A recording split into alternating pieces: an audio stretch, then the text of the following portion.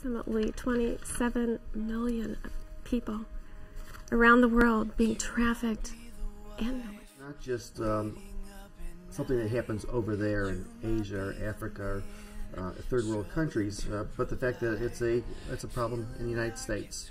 The first reaction was, oh, that is something that happens over there across the ocean. That doesn't affect us except me. I know that we're also looking at this from a global perspective, but when we see this increase in the United States, it also increases the vulnerability of people in general. November the 10th is the day of the conference, Saturday. It's going to be held at Northeast Christian Church from registration at 8:30 through 4 o'clock in the afternoon. As Christian counselors called to be Christ to them with hands and feet to serve, and so that's our overall intention. But definitely we want to share more of the ways in which to help each other to reach people and to help those in need. Who's at risk for this? And the people who are at risk are the throwaways. In America, homeless youth are approached within 48 hours for possible prostitution. People coming out of human trafficking talk about, especially in the United States, the statistics are tremendous. I think over 85% have been sexually abused in their families. 90% will report that they've been physically abused. So they're very much at risk. It is a federal and international crime, and trafficking refers to using coercion, fraud, force, or violence to get someone to either do labor or to exploit them sexually for profit. We're the number 3 destination country in the world for human trafficking. Organized crime being involved provides a huge amount of resources.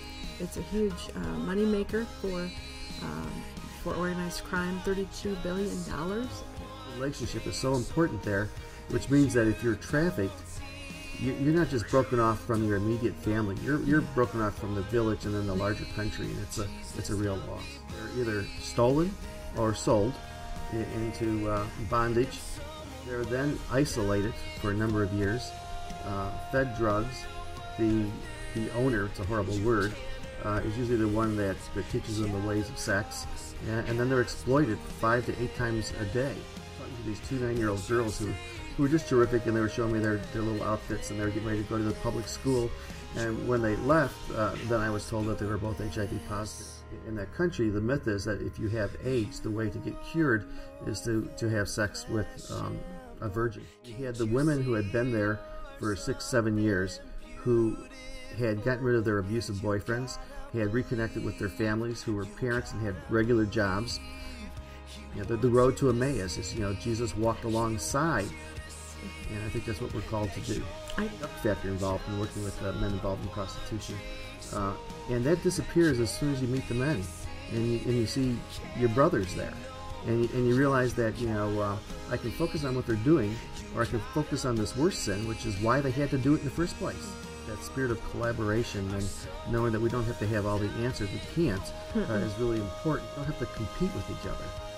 Unfortunately, there's more than enough suffering to go around. As long as we start seeing it as our problem, and we start seeing it as people who need to be helped, and not turn the people who are victimized into criminals, there's reason to hope. This type of work is the work that transforms you. You don't go in there thinking you're going to transform other people. That may or may not happen, but you will be changed by it.